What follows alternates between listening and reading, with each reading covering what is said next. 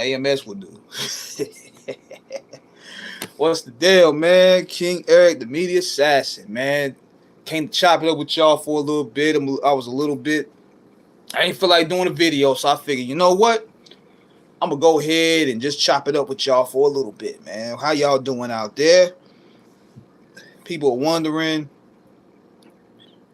what the topic about this video, because there's a lot of things I touched on. Like I did the video earlier about what really happened with R&B, and it's getting a little response to that, which is cool to me. But I want to talk about this here, man. So Adrien broner, there was supposed to be a fight last night. Adrien broner put the fault this guy, go by the name of Umar Fioga. I think that's how you spell his name. And he claimed that mental health issues was the reason why he can't fight.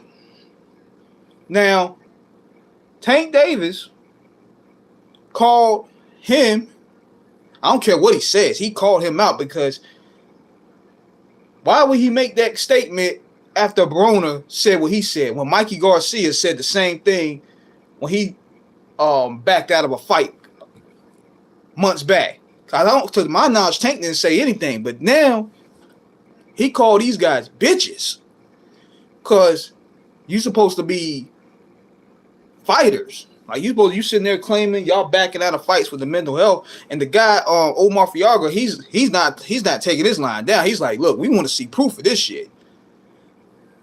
We want to see proof of this, man. We don't believe you what it is. I think you ducking the fight, homeboy. So I'm gonna read it to y'all right here. Hold on 1 second. Yeah, I was disappointed in that, because I wanted to see that fight actually. He said, what pisses me off is now that this MF wants to use mental health as a effing excuse, says Fioga, who is seeking to end a 2-fight losing streak. The 32-year-old from Winslow, Texas, called on broner to show proof that he sought help from the mental health professional. Now, I'm not saying you don't suffer mental health issues, as we can tell you do. Just don't use it as an excuse now, after you've been undisciplined and not taking this fight seriously. Let me tell y'all this. He has a point. Because let me tell y'all something, man. This has been the problem with AB since I first seen him. He always wanted to do nigga shit. He always wanted to do rapping, prancing, going to jail, getting in trouble. And he lost all focus. It's like he wants to be Floyd Mayweather, but he don't want to be disciplined like Floyd Mayweather. And in return, his career just went to shit. So now, what really happened was this. He didn't train. He half-assed. He partied. He gained weight. So now, as fight time is approaching, he can't do it. So he backed out. He was out of shape. He wasn't disciplined. He didn't hit the gym like that. He was bullshitting. And I'm not trying to buy that, man. I'm not trying to buy that. I feel that Tank was justified, because a lot of these guys today are using their whole mental health angle as an excuse to not fight. You mean to tell me Muhammad Ali, after what he been through, fighting the U.S. government, fighting threats on his life, he can still go out there and whoop some ass, but you niggas can't? This dude was battling the U.S. government, fight for his own sovereignty. And yet, you niggas can't do that?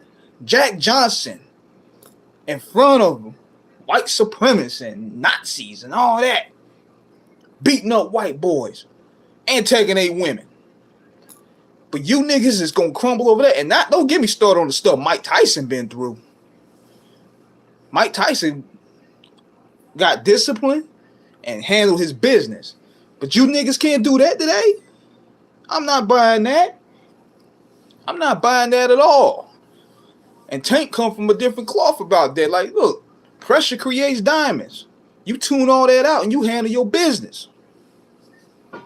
Out of here with that mental health shit, man. I mean, that's like a cop-out to me. Niggas is not disciplined.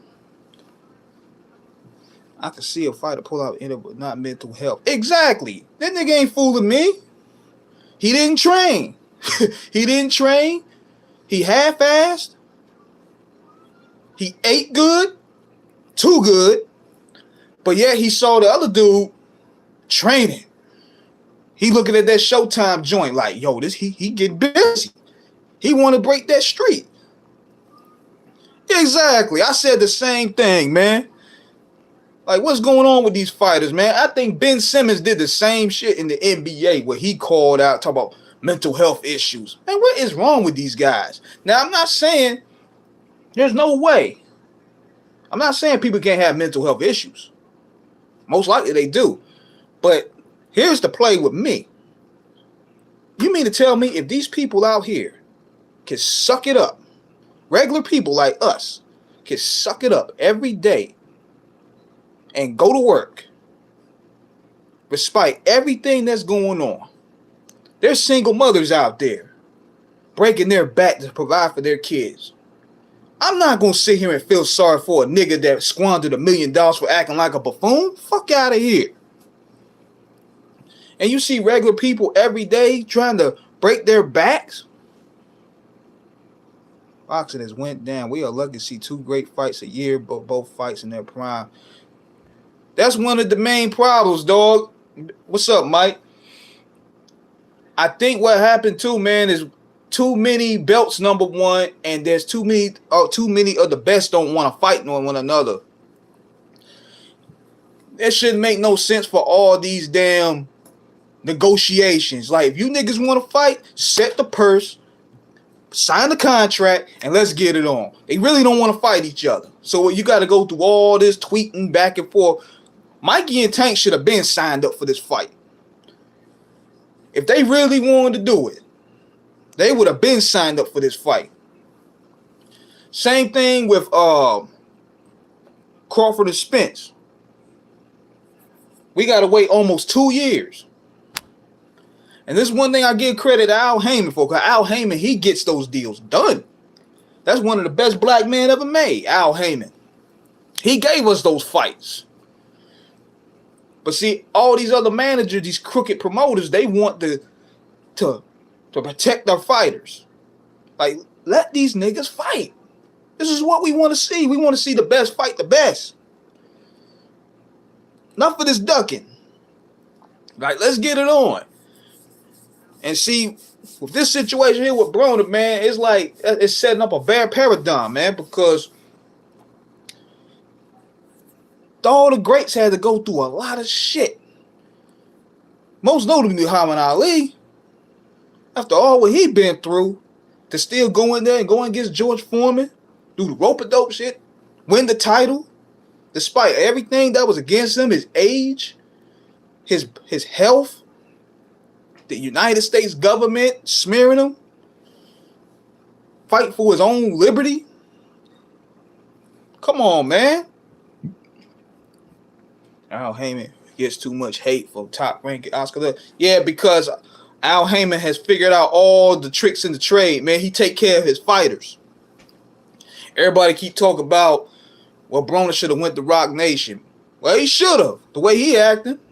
But at the same time, it would have been no different. It would have been no different at all. I think Tank will kill Garcia. I don't know who wins between Spence and Crawford. Man, a lot of people are buying on the Mikey hype, though. I give Mikey credit, though. He talking shit. But I'm telling y'all, man, y'all look at Tank, boy. Tank ain't really popping off nothing. Tank want to whoop his ass in the ring. He ain't with all that talking, man. Now, Mikey is trying to, he's using to be the antagonist. Like, he's trying to do what Ali and all them do. He's trying to gain the fanfare. But when that bell ring, tell you, man, Tank gonna rip that boy apart. I'm telling you, he gonna rip that boy apart. That's what I'm betting on. But I'm trying to figure out last night, though. That was an upset itself for Joshua. That nigga's a whole cake, man. I've been saying that for 4 years. He's a whole cake.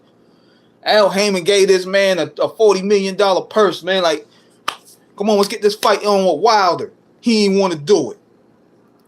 So then he go ahead and take on this other fight against Ruiz. He think, oh yeah, this guy, he does nothing but eat burritos and drive trucks all day. I could beat him.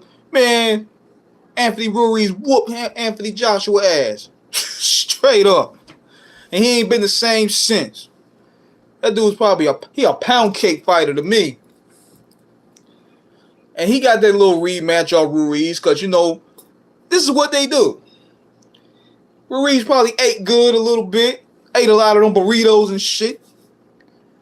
Joshua rushed and got the rematch. It remind me of how Sugar Ray Leonard did, what's his name? Damn, what's his name? Duran. Roberto Duran.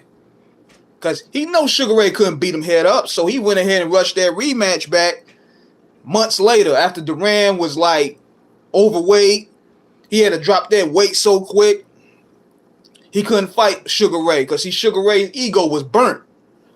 Sugar Ray, this dude whooped his ass in front of your woman. Roberto Duran disrespected Sugar Ray Leonard's woman.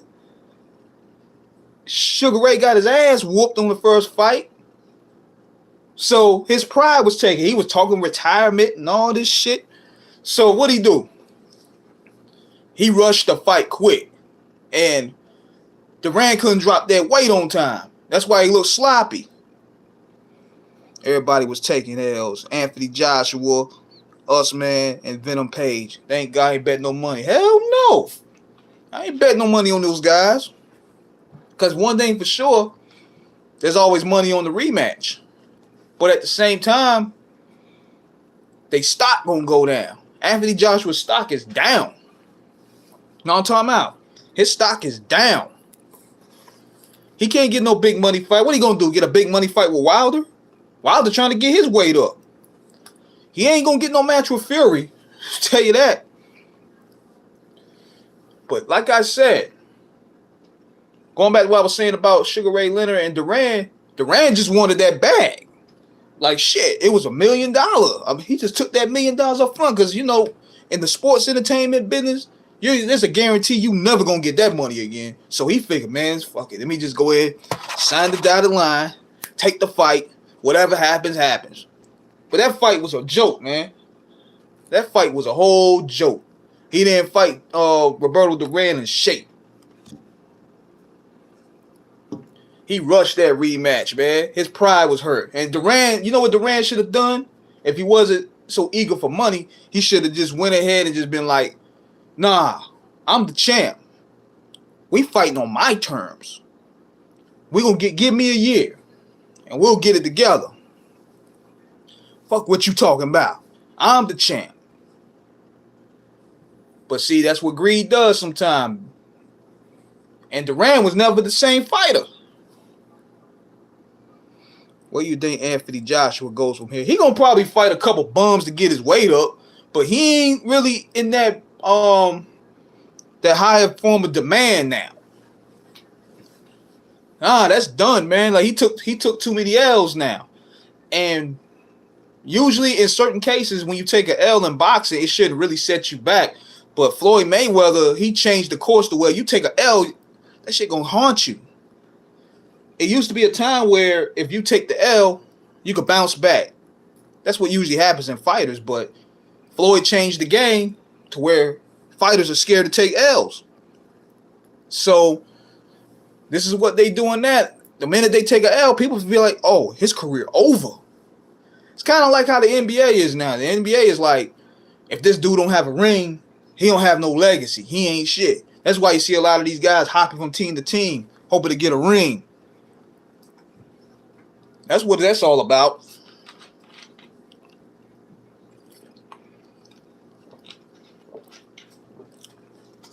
But Joshua's finished right now. He gonna probably fight a couple people, get his weight up. But anytime soon, he's not gonna get no big money matchups. And that's another thing that bothers me. The American fighters ain't really out there like that in the heavyweight division. These Ukrainians, these Russians, they gonna bust an ass out there, man. these gypsies, man, these dudes from Ireland, they beat niggas' asses out there.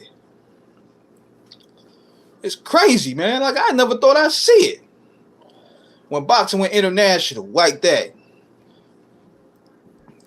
I remember the Kozlov brothers. They was beating everybody's ass. So, the demand for American fighters, you know, it's not really there like that no more. The heavyweight fighters, that is. So, everybody's basically in the middleweights.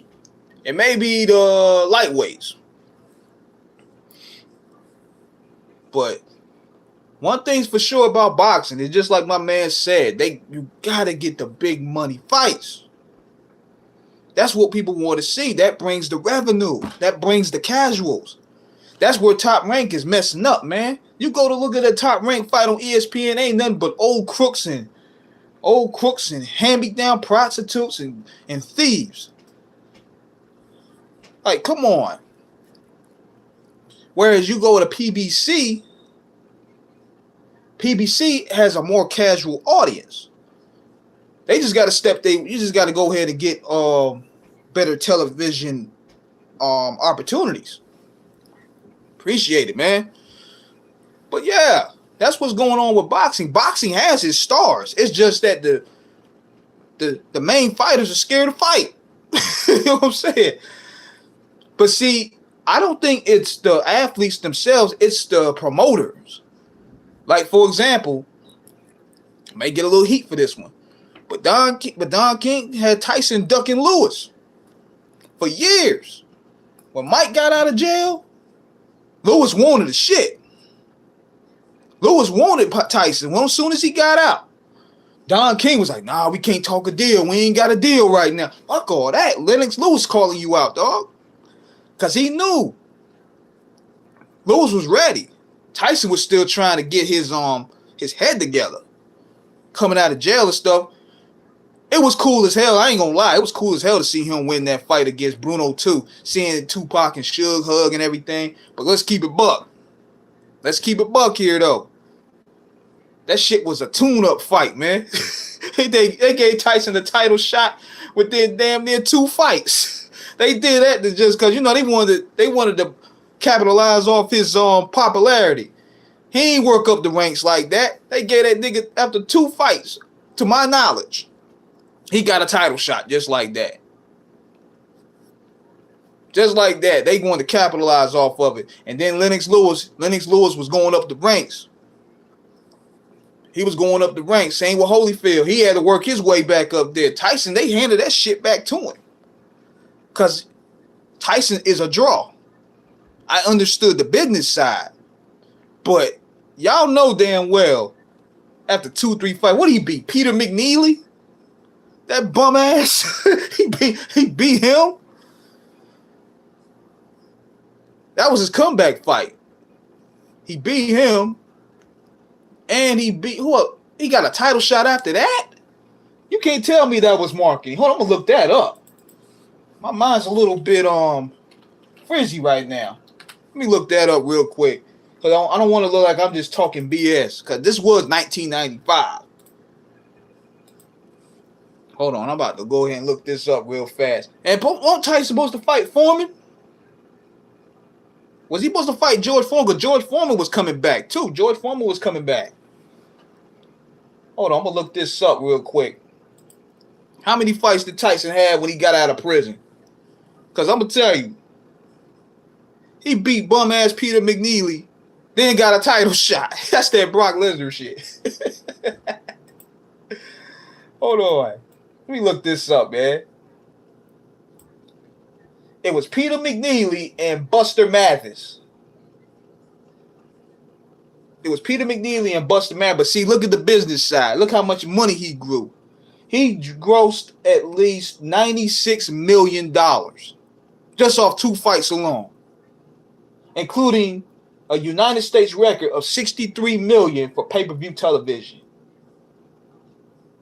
TV Guide included that the Tyson McNeely fight in their list of 50 greatest TV sports moments in 1998. Tyson was a money machine. That's why they gave him that title shot early. Because he beat Peter McNeely, and he beat Buster Mathis. So that was a business move right there. Tyson, they know damn well Tyson didn't deserve that shit. Lennox Lewis even turned down a 13.5 million guarantee to fight Tyson. That shit crazy. Then it says here that would have been Lewis's highest purse fight to date. Lewis then accepted $4 million from Don King to step aside and allow Tyson to fight Bruce Seldon for an expected $30 million instead of the potential if Tyson defeated Seldon. See that dirty shit Don King did? Now you can't tell me they ain't ducking. I love Mike, man. I love Mike Tyson, man.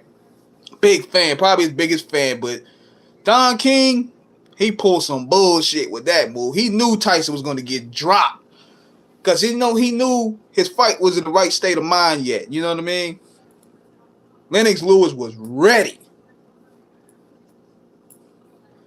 But see, when he lost to Holyfield, that's where everything went left. But I tell you, man, ducking and fighting has hurt boxing for a minute, man. So what they do, these promoters, they'll go ahead and set up some bullshit fight with some truck driver or some tomato can. That's what they call in boxing, tomato cans.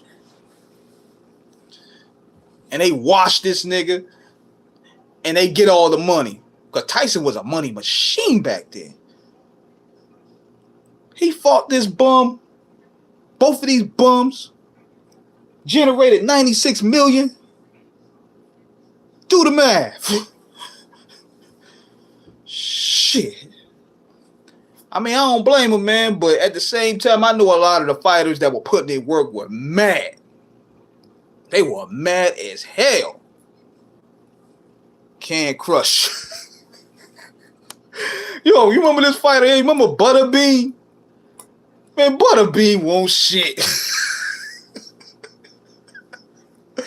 Yo, they were hyping Butterbean up for real, yo. I was like, man, get the fuck out of here, man. Put Butterbean in the ring with these real dudes like Holyfield and Holyfield, Lewis, Tyson. Shit, even Foreman at this time would have watched Butterbean. Yo, that was a great white hope for your ass right there. They try to hype Butterbean up. Oh, his only claim to fame was knocking out Bart Gunn, and Bart Gunn ain't even a damn fighter.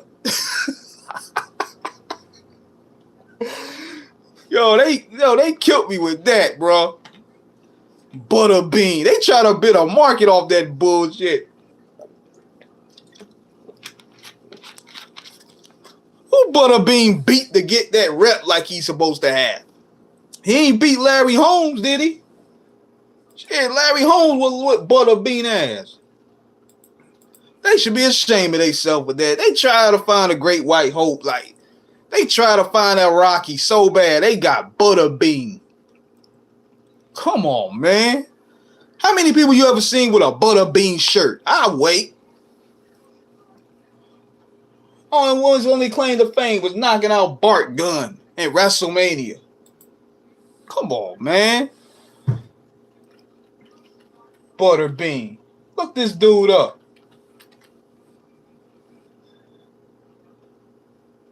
I'm trying to find it, man. Butterbean love. Still can't believe they put Butterbean in there. See, that's that Rocky effect, man. They put Butterbean in a video game. They try to push that shit. Oh my God.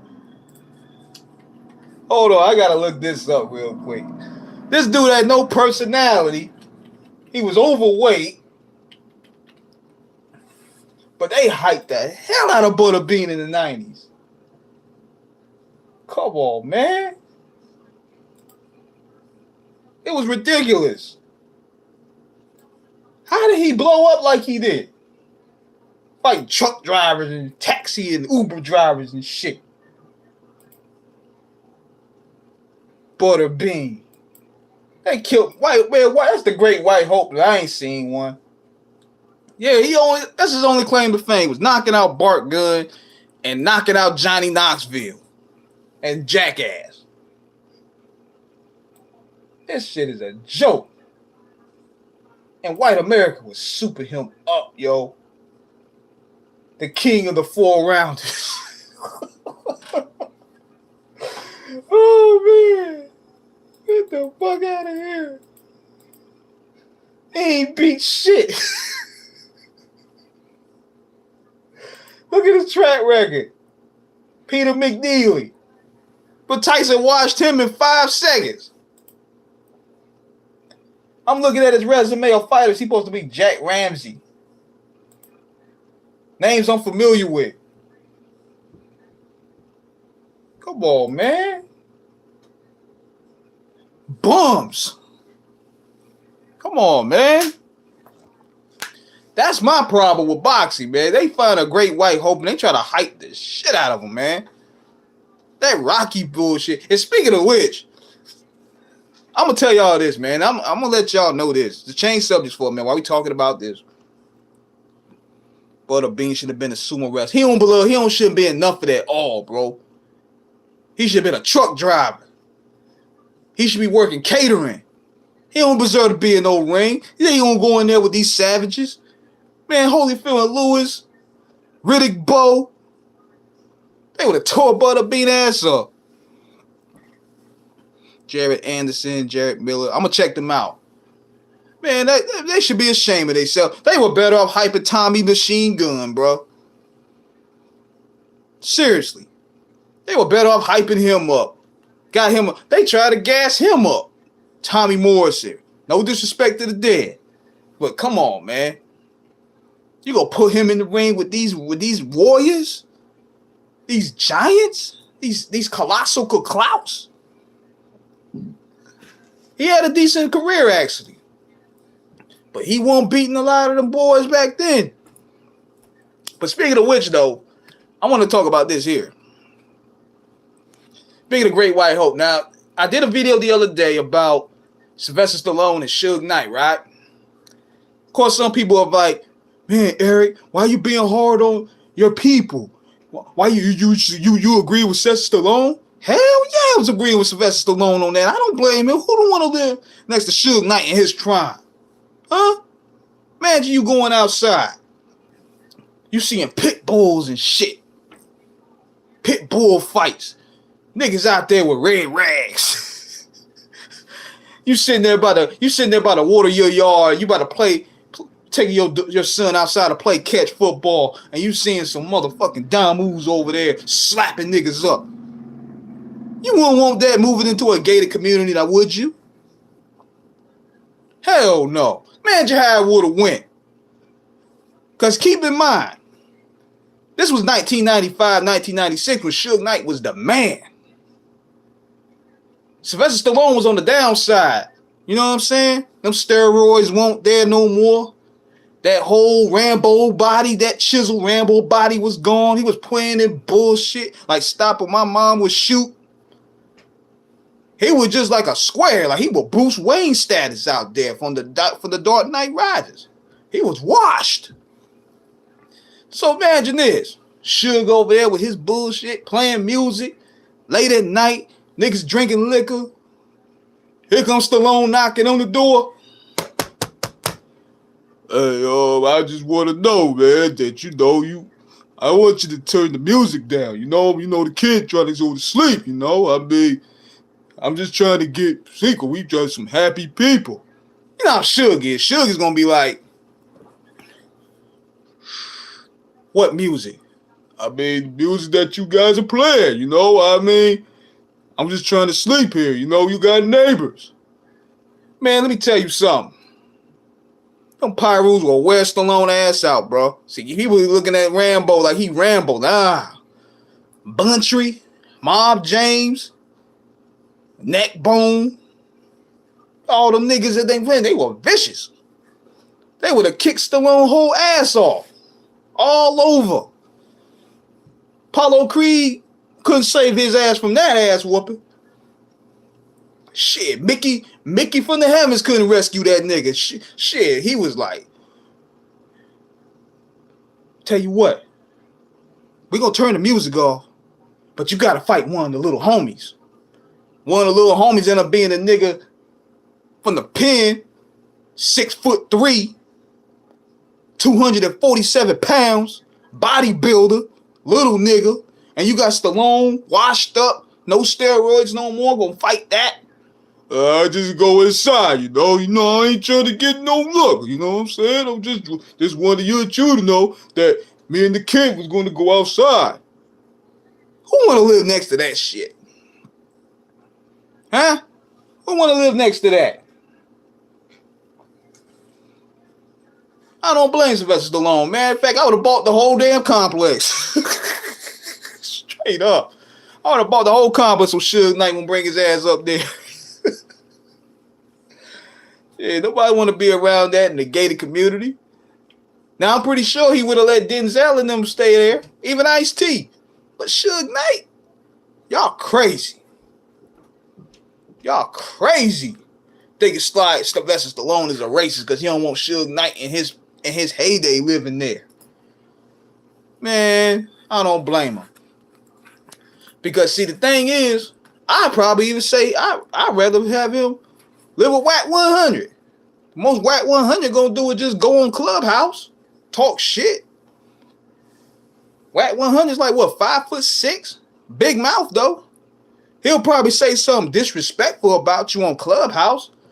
Yo, on Pyro, the game was with Stallone's bitch. Put that on blood, Pyro. Put that on blood. Put that on blood. Game was with Stallone's bitch. That's how far you're going to get. But with Suge Knight in his time, 6'3", fresh from the pen, rolling with them niggas, man, no. No. Nah, I'm good. I'm good. But yeah, I don't blame him on that, man. I really don't blame Stallone on that a bit. Now, I want to ask you guys this, though. What did you guys think of this whole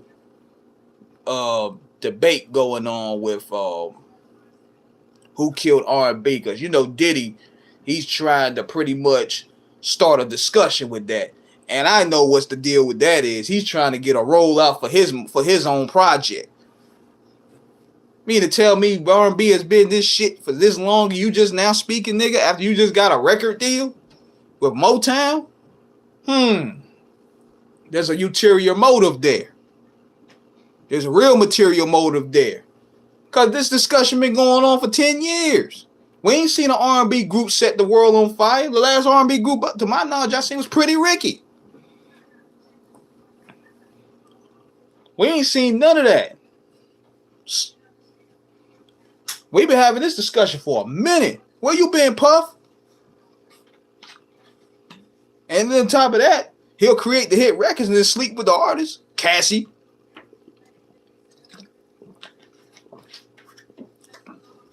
Lack of R&B groups. No A&R. All that stuff is true, bro. All that stuff is true. And you forgot one thing, though. The lack of the black church. I said that earlier in the video I did. When you reject the church, you don't have no form of foundation. The church, for the most part, kept a foundation. It kept a morale ground. A lot of the best singers came from the church. Regardless of what you believe in, they came in the church. All their backgrounds. These people today don't go to church. They don't respect history. Only thing they know is social media, bad food, and drill music. And clout. That's all they know. They don't have no respect for history. They don't have respect for art. They don't have no respect for culture. They don't have no knowledge of it and proud of it. That's what we're living at, and that's what we're dealing with right now. I was saying that last week when I did the live with Remedy in April. This is what we're dealing with, unfortunately. When you have a lack of understanding and respect for history, this is what comes with it. Now, hip-hop, it's at a good standstill, which you look underground, but R&B, it's in bad shape. It's in bad shape, man. I haven't really heard anybody that's going to light it on fire to me. Where's the Dream? Where he at? The Dream was dope. What's he doing? Neo's caught up in some bullshit. Genuine is genuine. Then on top of that, the stuff that they sing about is just goofy. You know what I mean? Singing about eating booty like groceries and all this stupid shit. Like, there's really no... Most male singers have gone pop. That's another thing. They jumped on that pop wave, man. While Usher, Neo, Chris Brown, to a degree, did that. A lot of the white singers came to R&B. They came to R&B. Sam Smith, Robin Thicke, Timberlake, Adele. It was considered the Blue Eyes Soul movement. Look that up. It was considered the Blue Eyes Soul movement. So we abandoned our sound to chase theirs. They came to our sound and got comfortable. Kicked the feet up the desk and got comfortable. Then the producers, Timbo and Pharrell, labels looking for the white savior. Absolutely. It's always been this case. And all over show business, man. You go look all over the spectrum, man. They love black culture, but they don't respect black people. You know what I mean? That's the thing. They love and be entertained by black culture, but they don't respect actual black people. They would rather go ahead and give our style to a white artist. Give Genuine that same production that you gave Justin Timberlake and watch how better it sound. Watch. But see, we abandoned our sound.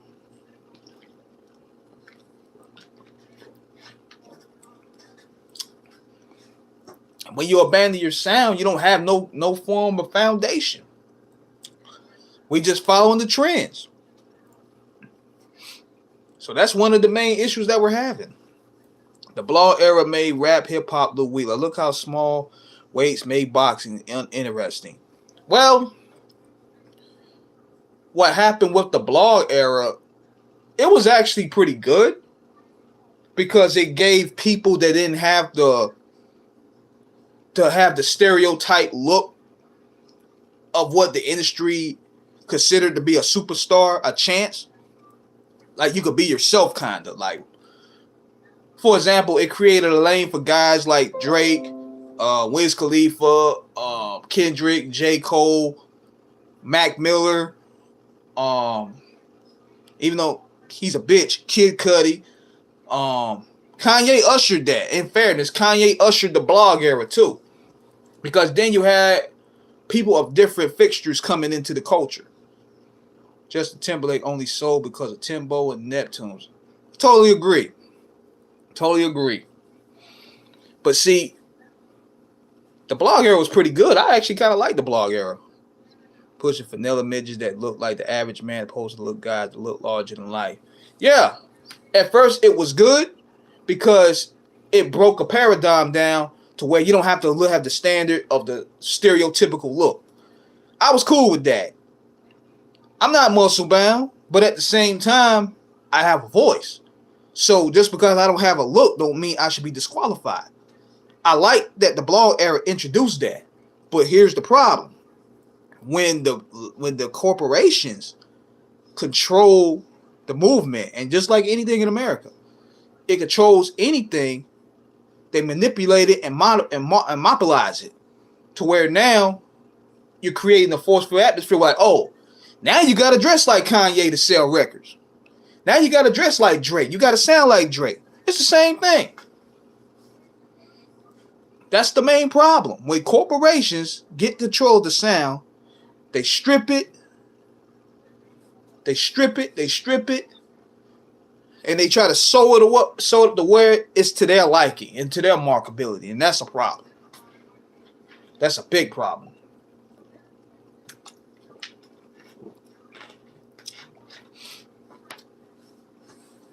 That's a major problem. That's probably the biggest problem that we're dealing with when it comes to finding balance within this business. And you know what's funny? I'm going to tell y'all this. Then we talk about R&B for a minute. Y'all might laugh, but I actually liked Tariq Nasheed's Mink Slide joint. I liked it because it had a little funk sound to it. And this nigga ain't even a standard R&B singer. Like, what is y'all doing? Now, Inhale, we waiting for Inhale to drop something. Inhale is dope. Nate Dogg's son. We trying to see what's going on with Snoop on that end. Like, come on, man, drop Inhale. The work got to come out, though. The work got to come out, though, from that. Yeah, Inhale is dope. I like Ty Dolla $ign, too, but see, Ty Dolla $ign is only good for features. I can't listen to a whole project from him. Boston won the Great White Hope, and now they have an Enticing Fairy and Oski. Yeah, but it ain't really, it's more than that. It's more than that. But yeah, man, but that's what's another thing that's going on, man. They trying to mimic things. They trying to recycle sounds. And you trying to give it to the same person to sound like that person. That's what's killing the culture, man. And just everything, not just music, but society, period. You got a bunch of clones out there. And then when you going out there and you sound like how a man should sound, they Andrew Tate your ass. Straight up. They straight Andrew Tate. Now, you know, I'm gonna go on this before I go. This goes to show you where we stand in society. They banned this man for speaking up against feminists, for speaking up against a bunch of this bullshit. Andrew Tate is somebody, from what I observed, took Kevin Samuels' lane. Like, he's hardcore. Like, he's hardcore when it comes to telling the truth to women. And, you know, the pussified version of the male. I haven't heard much of him. I had to pretty much look more into it, but I'm like, this guy must be bad for him to get banned. Like, y'all want people to sound like sissies up in here. Y'all want a bunch of little murders to run up around here.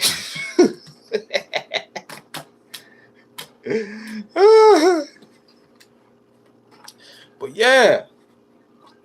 Yeah, man. Y'all, that's exactly what they want, man. They don't want no strong men with heart out here. They don't want no strong voices. But yeah, I'm gonna look him up though, yo. I'm about to go ahead and go, y'all. I'm about to go ahead and chill out, post some more content. I got some more interviews coming. I got an interview with Glasses Malone that we gonna go ahead and upload some pieces of that. We talked about that over there. I got the interview with AK from Do or Die coming. What else I got going? I got a lot of things coming, man. So just stay tuned. So I just want to chop the breeze up with y'all. Subscribe, show some love to this like. I'm out. Peace.